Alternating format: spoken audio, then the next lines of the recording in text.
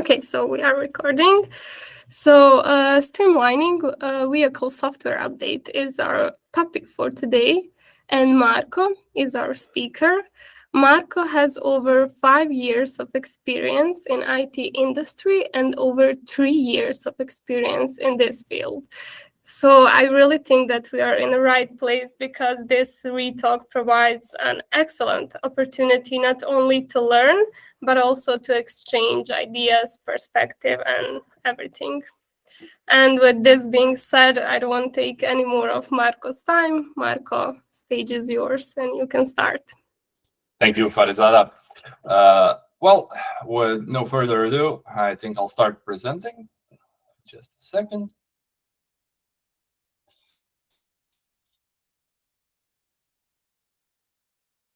Now that you can hopefully see my screen, let's start.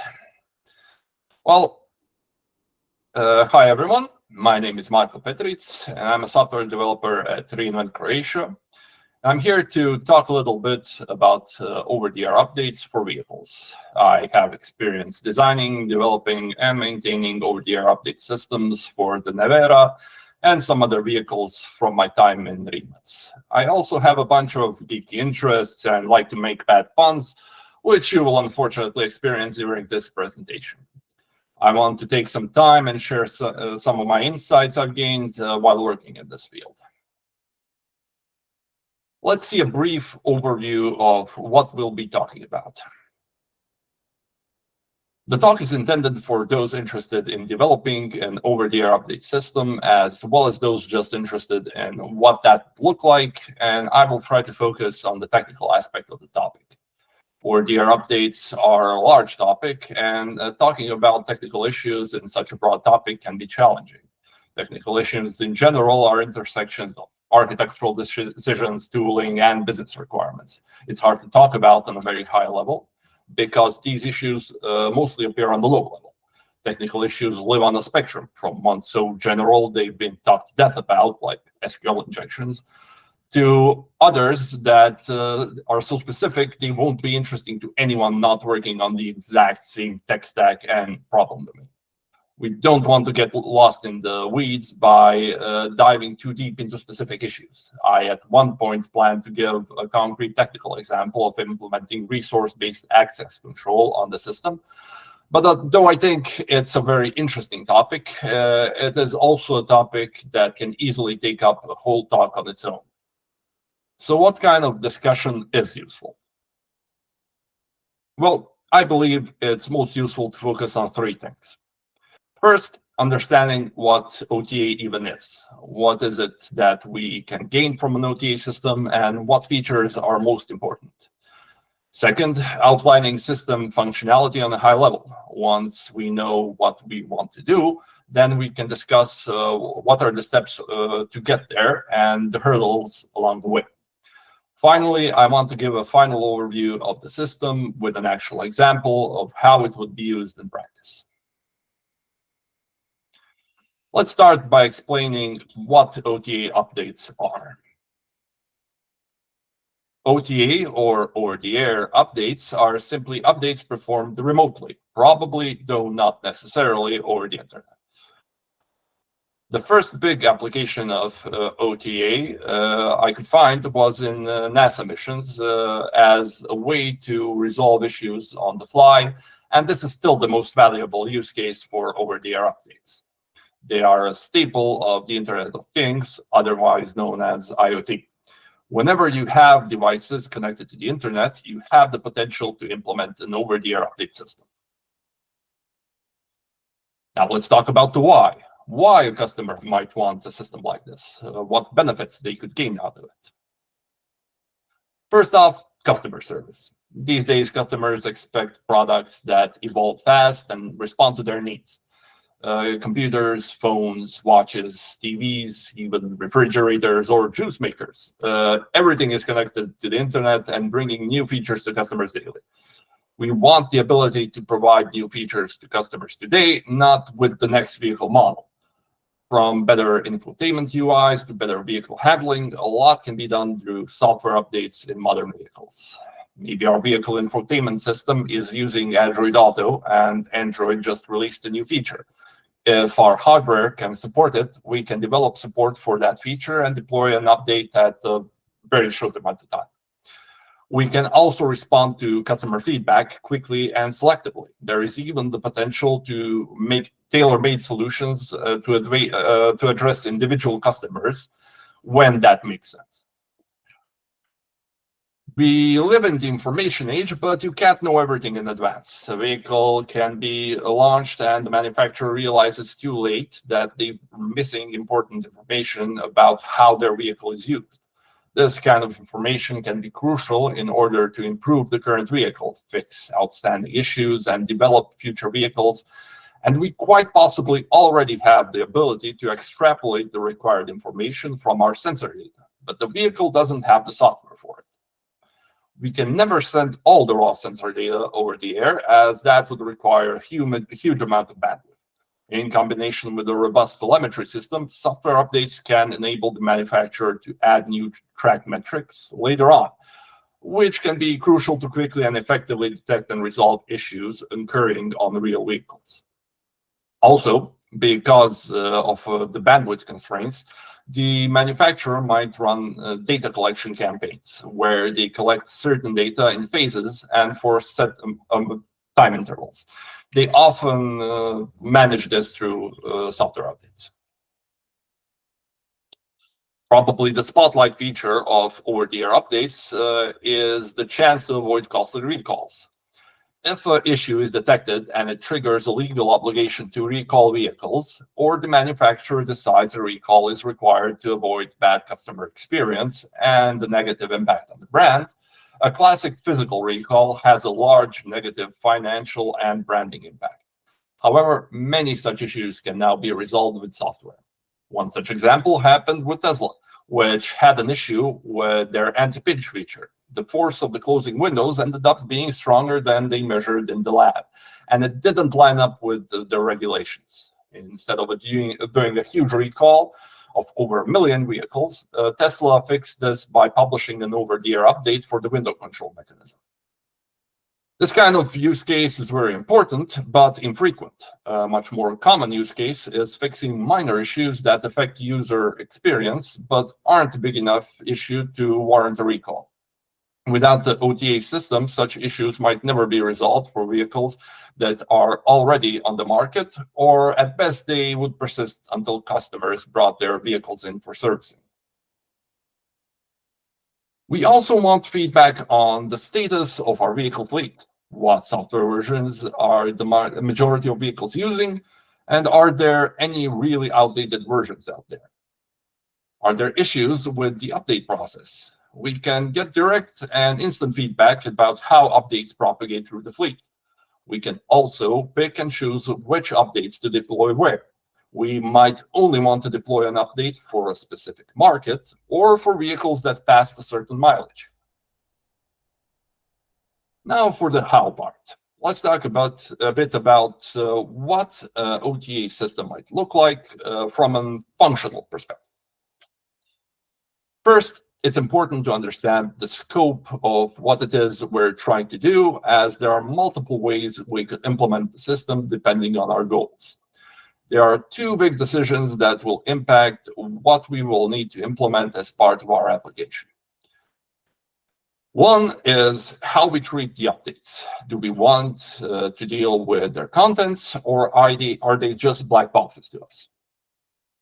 The other question is where we get the resources we work with, and by resources, I mean information about the vehicles, the software, and various different information about the things our system has to work with. It could be that we have the users input these resources themselves, meaning we have a custom solution, including some sort of UI and API where they can do this. More likely, though, we get the resources from an existing service where the manufacturer stores and manages their data. First, we need to decide if we want a black box approach or a managed approach. In this context, a black box approach means that we don't concern ourselves with the hardware composition of the vehicle. For us, the vehicle is simply a black box that we need to deliver an update to. We don't care what's inside the vehicle or the update, just that they are compatible as decided by some operator and some business logic. And then we need to deliver the installation files to the vehicle and track the process of the update. We only provide the files, and the vehicle software decides how to handle the update. On the other hand, we have a managed approach where we want to know what kind of hardware the vehicle has and what the structure of our update is. In this approach, we know exactly which devices are in which vehicle and what their current software versions are. We don't think of software updates as one file intended for one type of vehicle. Instead, we manage software versions intended for specific vehicle devices, and we compose them into software updates. We have much more validation related to the structure of both the vehicle and the update to minimize user mistakes. We also have an active role in determining how an update is executed. We might declare that the sequence of that devices inside the vehicle should be updated in to ensure dependencies are respected. So what is the best approach? Let's go over some pros and cons. When it comes to complexity, by which I mean how complex is the implementation logic, the black box approach wins out since we don't have to concern ourselves with managing the internal structure of the software update. If we are inputting our own data instead of fetching it from an existing service, then this approach also avoids having to manage the internal composition of the vehicle. For coupling, the black box approach wins again, since there are less requirements to be coupled to. Any change in how the update process works or on the vehicle or what the structure of the update should look like will have no impact on the black box solution. Scope is the amount of work we have to do to implement the system. Clearly, the scope of the black box solution is smaller since there is a large subset of features we simply don't have to implement. Our ability to validate the update deployment process and therefore reduce operational errors and improve the functioning of the app is clearly better in the managed solution, since we have the ability to validate the internal structure of the update, as well as make sure it corresponds to whatever hardware exists on the vehicle. We can therefore significantly reduce the chance of user errors.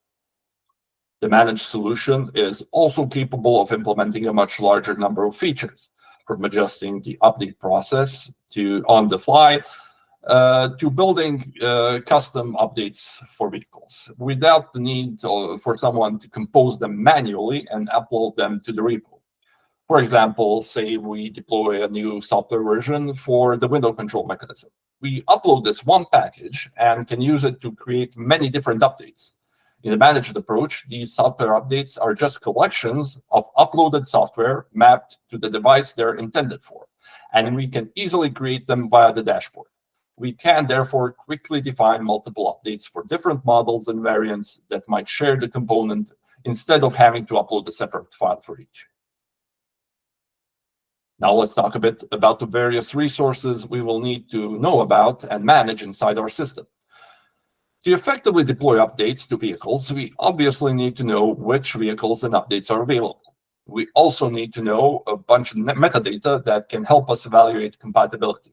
This includes vehicle variants and models. An example of a model here would be the Porsche 911, while a variant would be the 911 Carrera Cabriolet.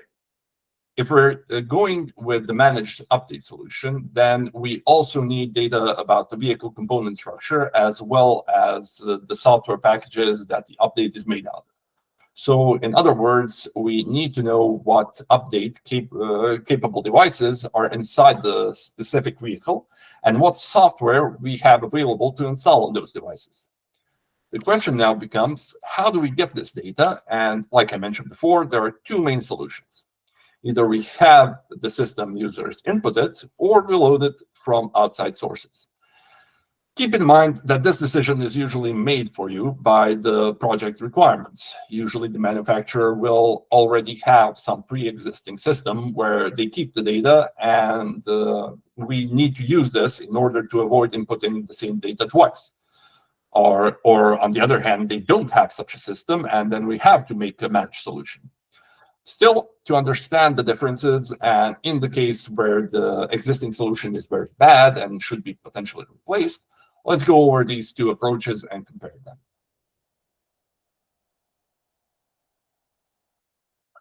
If we input the resources, data, this means that the users need to manage all these additional resources in order to use the app. From the developer perspective, there is also a lot more work that needs to be done, developing an UI and API intended for the creation, deleting, updating, and viewing of all these resources. In return, we get much more control over our data, the ability to enforce formatting and validate it. If we're using this approach, and let's say the manufacturer releases a new vehicle model, a user with high security access will log into the system and add the model with the required data and the initial variant or variants using dedicated UIs. They will need to define all the update-capable devices contained inside the vehicle, adding new ones as required. Only then will they be able to actually register new vehicles of that model and subsequently deploy software updates to them.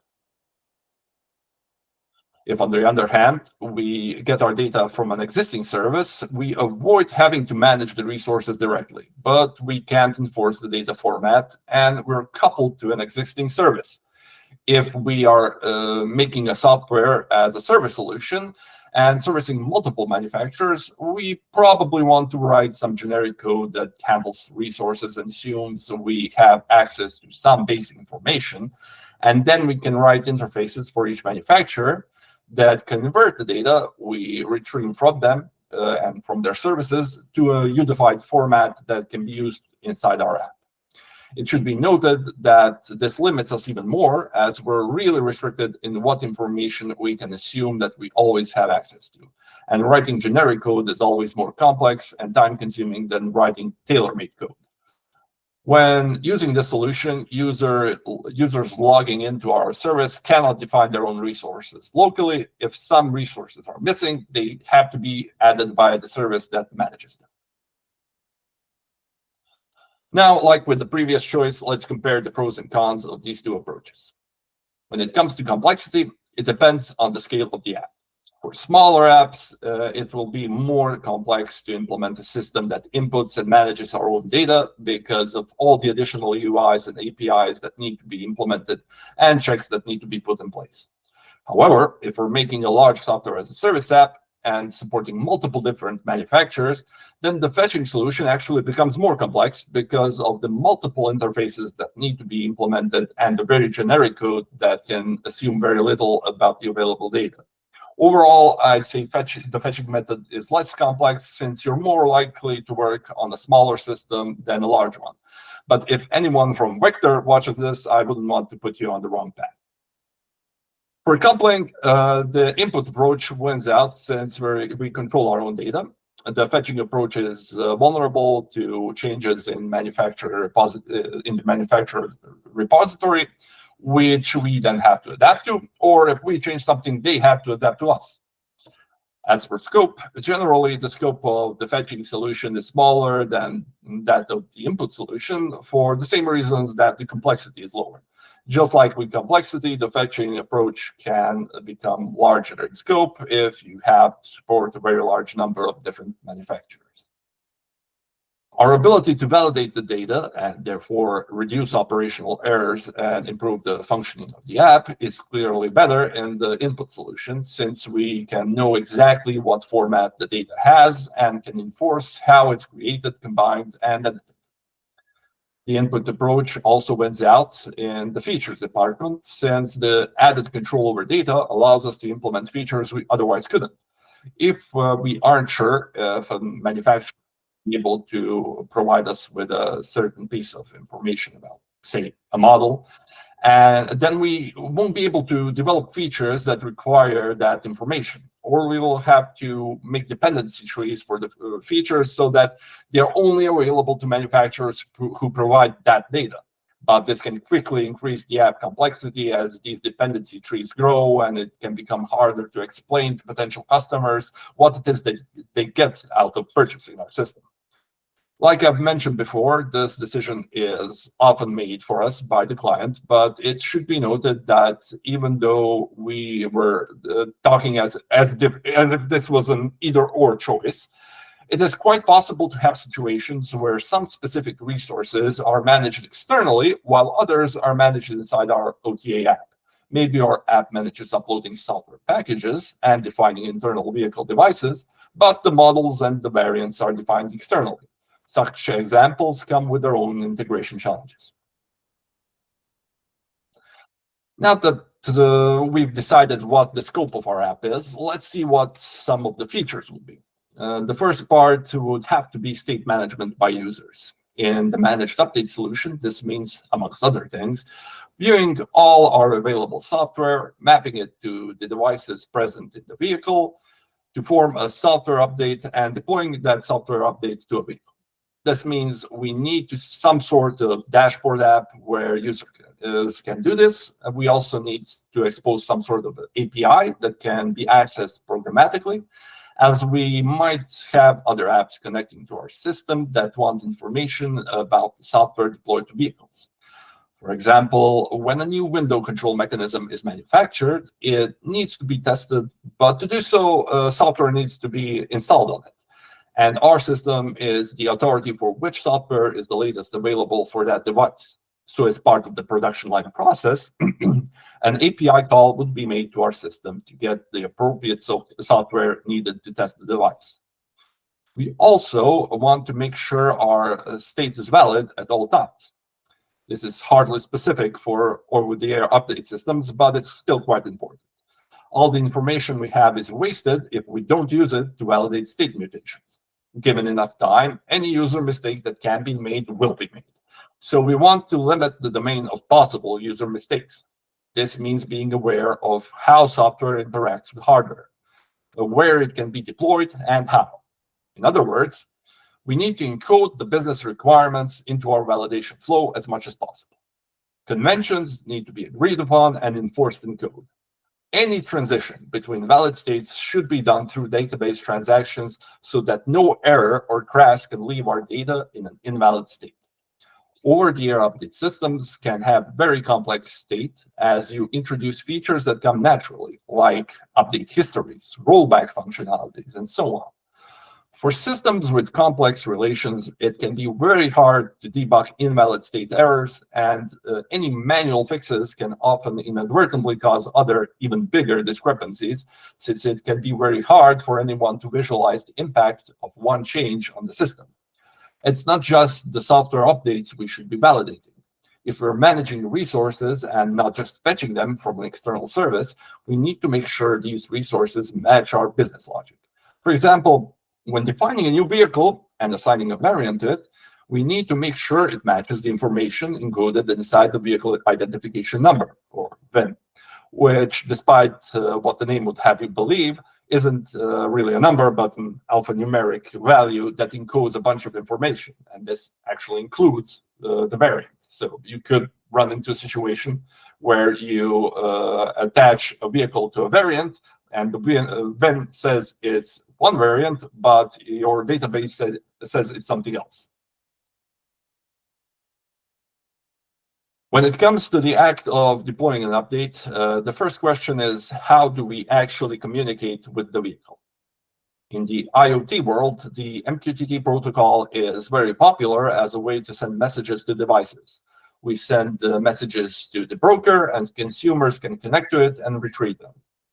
It's important to have such message queues because we cannot assume constant vehicle connectivity. Though there are many implementations, I'll point out AWS IoT and HiveMQ as examples of a managed solution and a more flexible, potentially self-hosted one.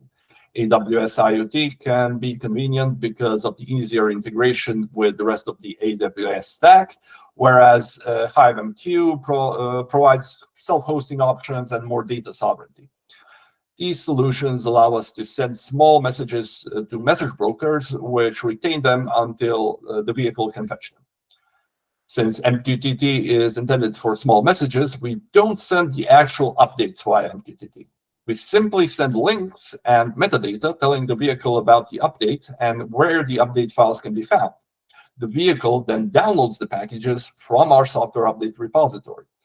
The metadata we send it via the message can contain things like hashes for security, compatibility information, update sequences, and so on.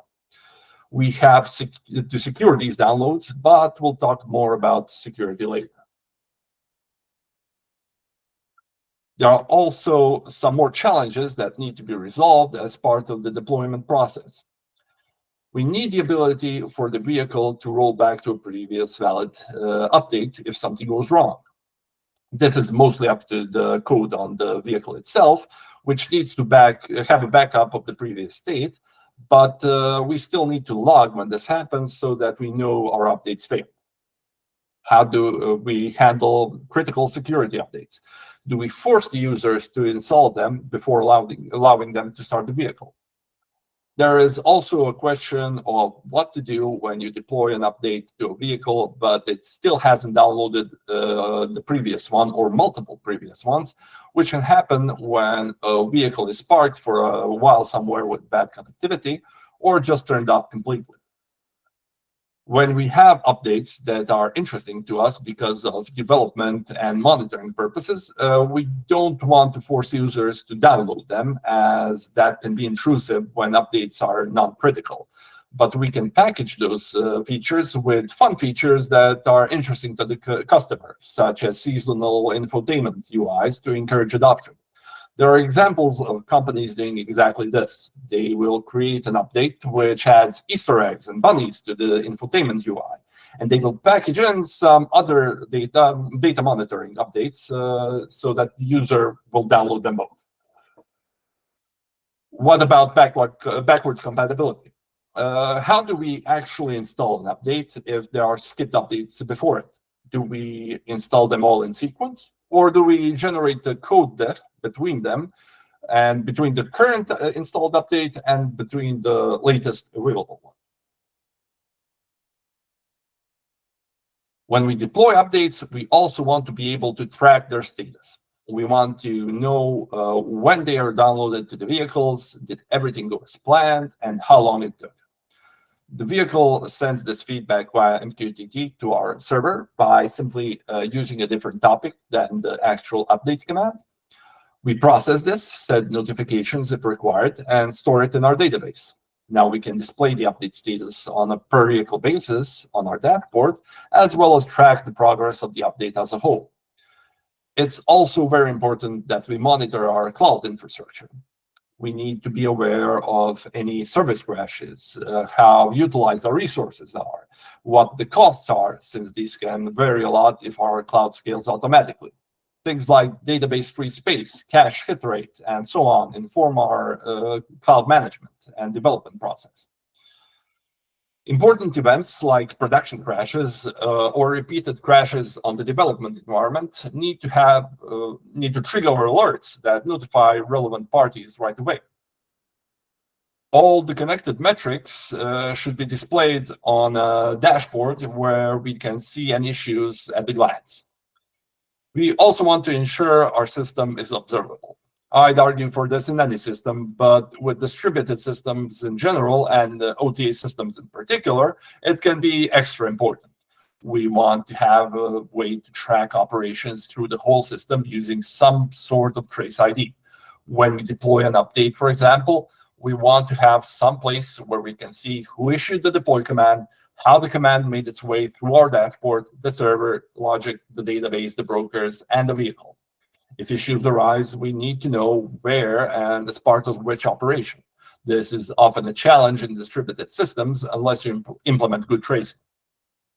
There are a bunch of observability solutions on the market, but I'd like to point out OpenTelemetry, which is a standard for implementing observability. It might be tempting to use solutions that providers such as Elastic offer, since they are easier to integrate, but this locks you into using their system and can cause various limitations.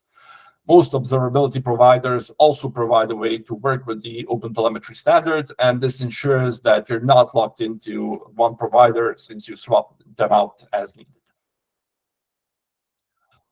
I want to spend a bit of time here driving home the point of how important observability can be in OTA systems. So let's first look at a basic building block of the observability, a trace, explaining what it is and why it's so useful. Now, use the pointer. Hopefully you can see this. Just quickly, we are looking at a trace of a simple GET request. This is not an OTA trace. It's just some generic trace of a server call. And we can see this big line up here. That's that represents the entire operation. It took almost 700 milliseconds, which is quite a long time for an API call.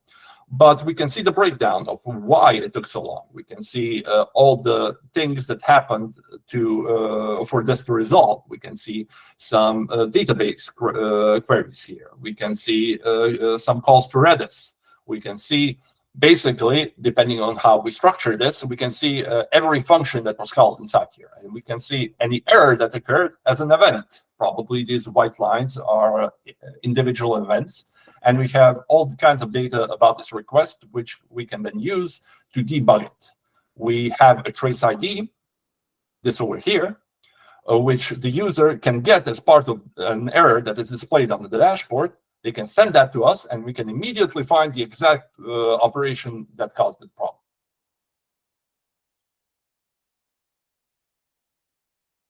So why is it I'm talking so much about observability? What's the benefit? Let me explain with a specific type of problem that will pop up in practice. When thinking about OTA systems, we often think of their use on vehicles that are already driving around in the world. And while this is certainly the main way they're used, it's not the only way. I don't need to explain that having an issue preventing us from deploying a fix to production vehicles is problematic. But these are deployed with stable versions of the system and shouldn't run into problems that need debugging, at least not issues that are part of the update system. However, a good OTA system helps in the process of developing the vehicle by letting teams quickly deploy new updates to test vehicles and try them out as part of the development process. This allows for testing of pre-release versions of our system before we declare them as stable. We can have the engineers working on the vehicle use the system and see if it operates as they would expect. Since our system will end up with a whole lot of validation and other business logic that interacts in complex ways, no testing pipeline or testing team can fully replace putting the system through use by actual component and software developers, as they and how they want or need to use our system generates a lot of our requirements. Testing the update system in this way leads to its own set of requirements. These software and component developers do their tests on vehicle prototypes. Since vehicle prototypes are a valuable resource, slots for live testing are usually booked well in advance. A team of engineers might arrive on site to test the vehicle with a few hours in which they need to test all kinds of updates on the hardware they're developing. Since we are also using them to test the system, this will sometimes result in issues where they are unable to deploy some code, either due to user error, a system error, or just a misalignment of requirements. When this happens, it's always a high priority to resolve, since it blocks the engineers from doing the testing they need. And if they don't finish it in the specified slot, it might be quite some time before they can try again. And this can cause delays in development. When this happens, sometimes people will call you, the developer, in a panic, telling you all about how if they are unable to test this feature right away, all kinds of bad things will happen. Ideally, when this happens, you want to be able to do several things very quickly, ideally within an hour. First, we want to find out the issue that occurred inside our traces or logs using any information that we got from whoever it is reported the issue. This means our system has to track things like which user issued the command, when it was issued, which vehicle it was issued for, which update was deployed, and so on. This information needs to be usable to find the relevant trace in our logs. Basically, this means we should be indexing our traces with this data. Under the hood, this data is always stored in some sort of NoSQL database, and all the data that goes into a trace can either be indexed or not. And those who work with NoSQL know choosing your indexes is important, since searching for non-indexed data is very slow, but having many indexes is expensive in terms of storage, write time, and cost. Second, we need to quickly debug the issue. This requires us to know exactly where the feature, or rather the failure, occurred and what error, if any, was thrown. What was the input of the operation and why didn't it work as the operator expected it to? This means fine-grained tracing that helps track code execution with an awareness of state. In other words, what the input was, what resources was the code working with, and so on. Remember the trace from before. We want each significant operation to have its own subsegment, and we want state data or detail logs to be attached to that trace. This allows us to recreate the issues locally and fix them. Finally, we need to be able to quickly resolve the issue and deploy the solution. This means we need code that isn't to refactor and a CI/CD process that ensures code quality while still allowing for quick deployment. As you can see, a good observability solution goes a long way to improve issue resolution time. Now, when it comes to the security of updates, we are mostly talking about the ability of malicious actors to inject their own code into our updates, either by gaining access to our repository, our system, intercepting messages, or tricking the vehicle into believing they are the OTA system. We need to protect ourselves from such attacks and ensure our updates are secure and minimize the impact of any single security failure. There are several industry standards that we should conform to in order to enhance the security of our system. UN regulation number 156 concerns the approval process for vehicles using OTA updates, and ISO 21434 specifies engineering requirements for cybersecurity risk management for the development, production, operation, maintenance, and decommissioning of electrical systems in road vehicles. But how do we implement this? Firstly, the automotive industry has also developed Optane, which is a framework aimed at improving over-the-air update security as much as possible, requiring multiple security breaches for significant harm to be done. Anyone interested in the details can read up on any of Optane topics on their own website. It's targeted at our use case, and some key takeaways are that packages are assigned in such a way that the vehicle can verify their authenticity. All the vehicle server repository communication needs to be secure, and only the intended vehicle should be able to download the package. On a more general level, there are several things you can implement individually inside the app to improve security. Temporary security tokens used to download packages, signing packages with private keys that can be verified by public keys on the vehicle, hashes inside the MQTT messages, which the vehicle can compare to the downloaded package to ensure it's legitimate, strict authentication flows with MFA requirements for all users of the system, and using the principle of least privilege when setting up authorization to ensure users only have access to the resources they need to work. This is not an exhaustive list, but should serve as a guideline. When it comes to managing our users, it's customary to break this down into two things: authentication and authorization. Authentication deals with identifying issuers of the operation, and while this is important, I won't go too deep into the topic as it is very general and it is in no way specific to over-the-air update systems. Authorization deals with what the user is allowed to do within the system. Depending on our goals and requirements, there are many ways an authorization system might be implemented, but we'll be talking about the fine-grained solution.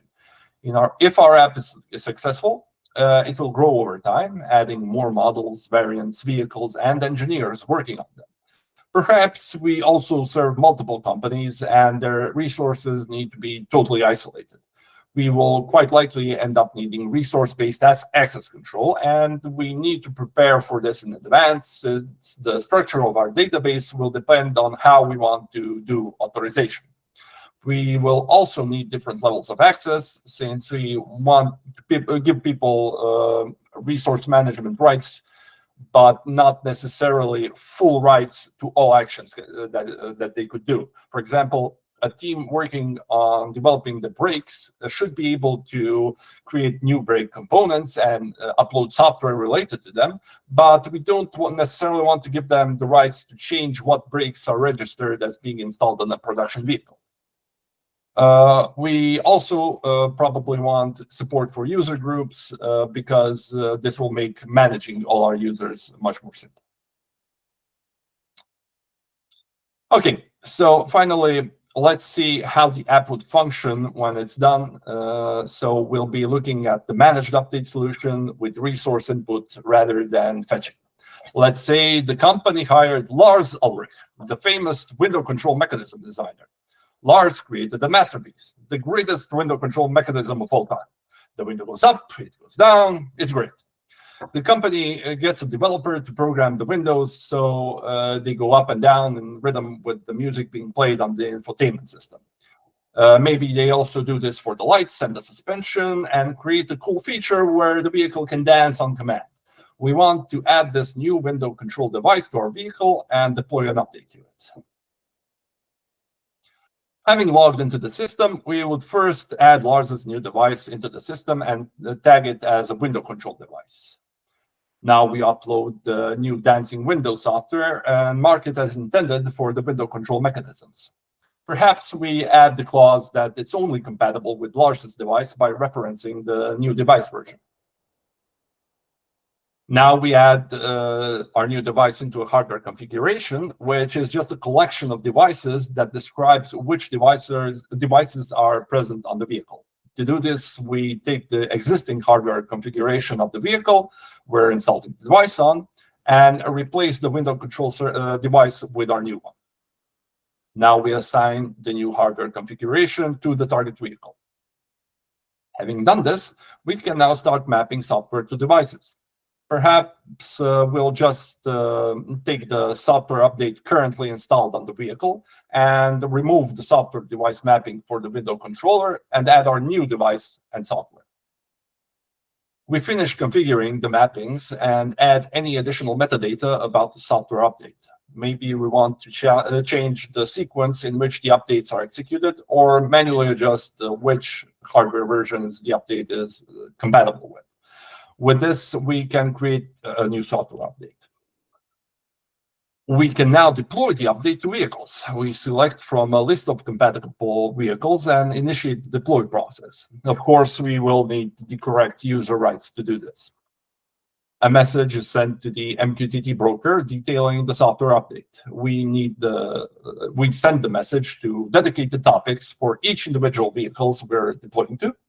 These vehicles are listening to these topics and can immediately retrieve their message, or if they're offline, they can retrieve it once they reconnect. As soon as the vehicle receives the message, it sends a confirmation over the MQTT broker. This is the same broker, only a different topic. I've separated it visually simply to avoid clutter. The vehicle reads the message and gets the links to our repository where it can find all the required updates. Since we're only updating our new window control mechanism, there will only be one link in the message. When it has good connectivity, the vehicle downloads the package from our repository using some temporary credentials that it can get from our server via a secure API call. It reports the progress of the download to our MQTT broker. And now it can use its local security key and the hash inside the message to validate the downloaded software. If everything checks out, the vehicle will wait until it has the right conditions for installing the update, probably meaning it's parked with sufficient battery, though this is up to the vehicle. Yeah, you don't want to start an update in the middle of driving, obviously.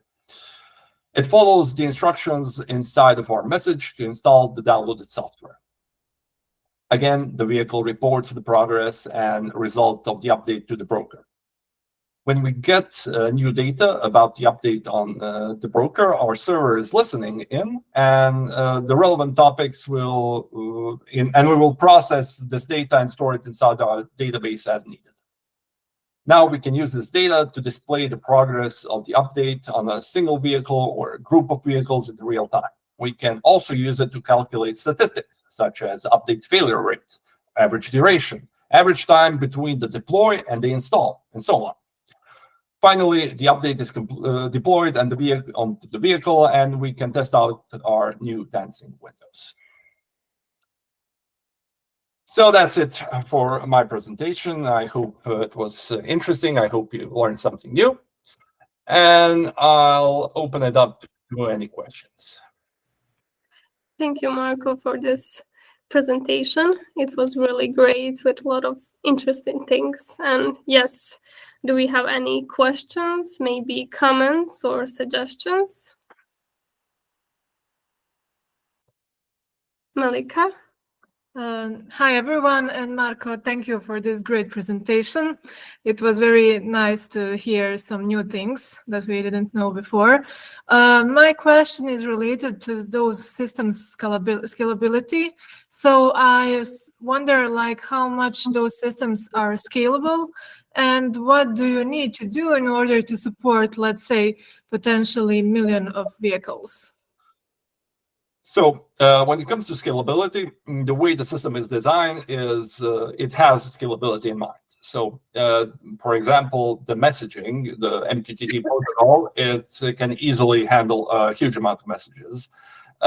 Your system, the server itself, can be written in such a way that it can run in parallel. So you can have multiple server nodes that can handle load, but it also doesn't actually need to process all that much data. If you look at the actual work that needs to be done on the server, it's usually just relaying messages from one client to another and just sending this to the broker, sending that to the database, maybe reading a database a bit. You can do some caching there to improve the performance, but in general, scalability can be achieved without too much problems. Thank you. Any more questions? Bo?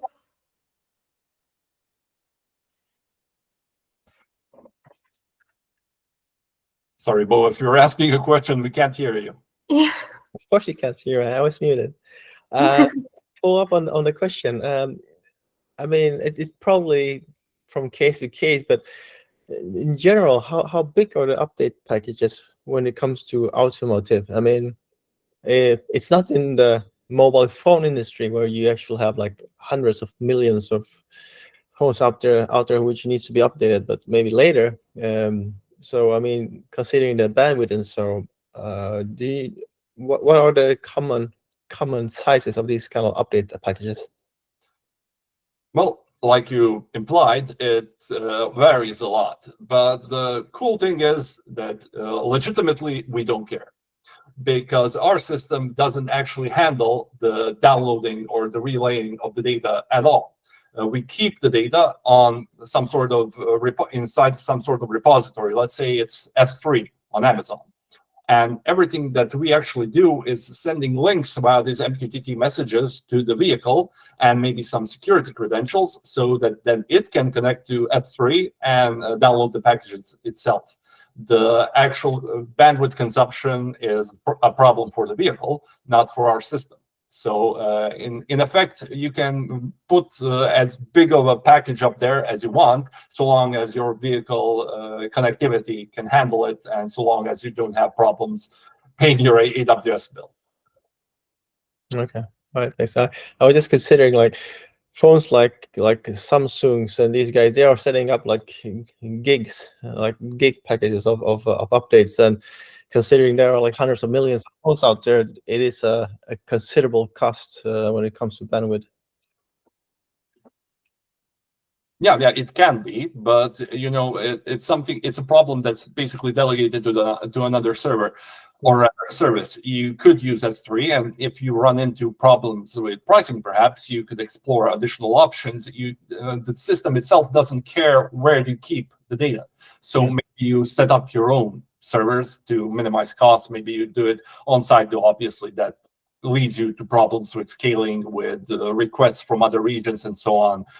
Self-hosting is a whole problem for itself, but you could do it. Thanks, Marko. We have one more question. Henrik? Thank you, Lala. Curious about if there is any unique selling point to actually build your own OTA solution, or rather go with some kind of a third-party system. What's your opinion about that? So there are third-party systems on the market, and there's certainly a large use case for using those. So things like Vector is this huge company that basically does this.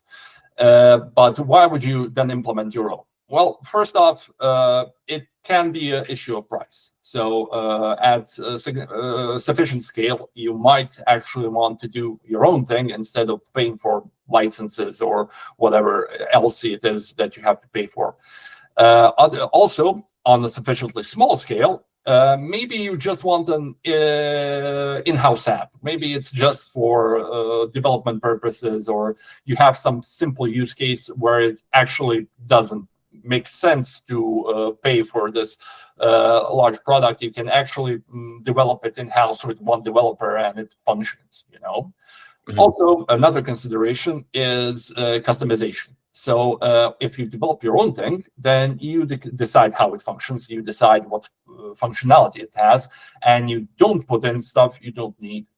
Whereas if you're using an outside solution, no matter how good that solution is, they don't know about you. They don't know about you when they're developing. They are just developing this generic solution that should service everyone.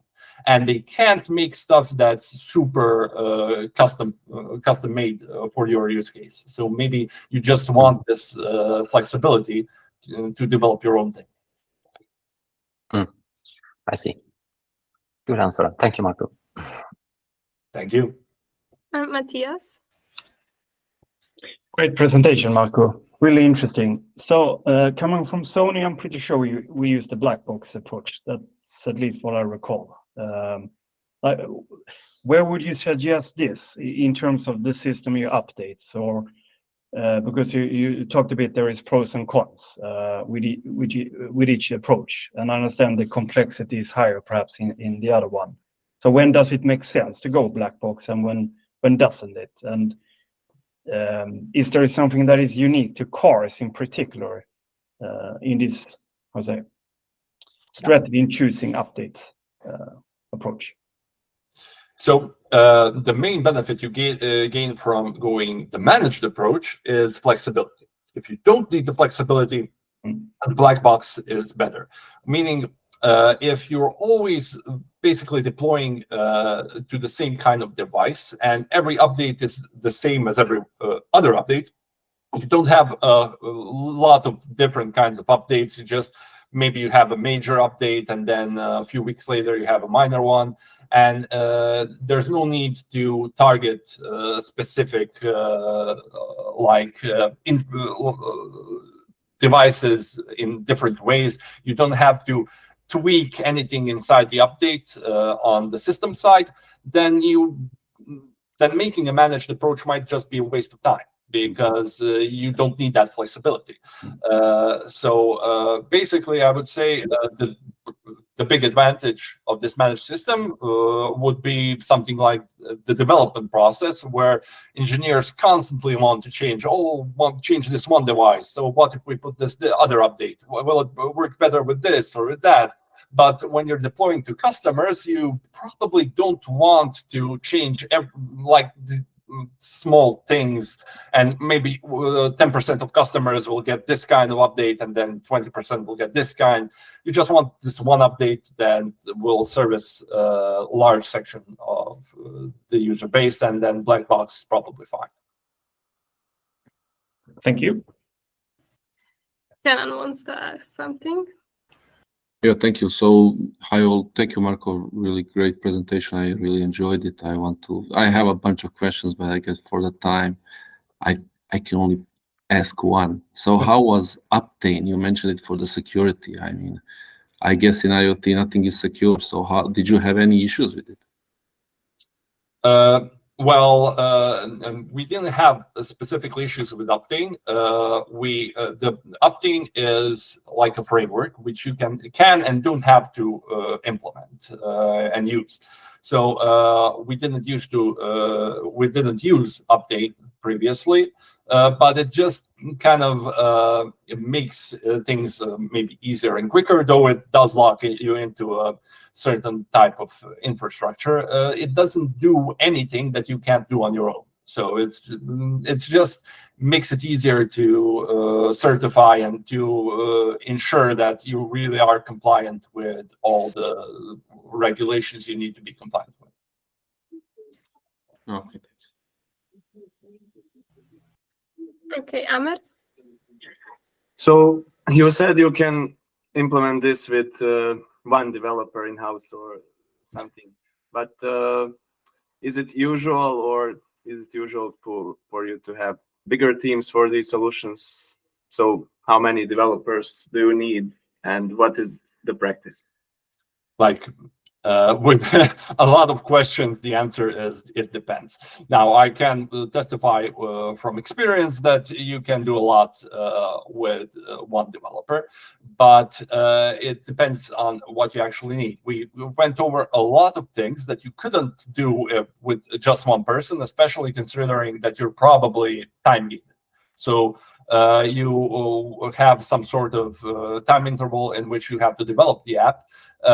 Probably one person can't do everything and fast, So one person could do simple app, just a basic MVP that's used in-house. But if you're gonna do something that also has to have all of these bells and whistles and work with outside customers and so on, then you will probably need a sizable team.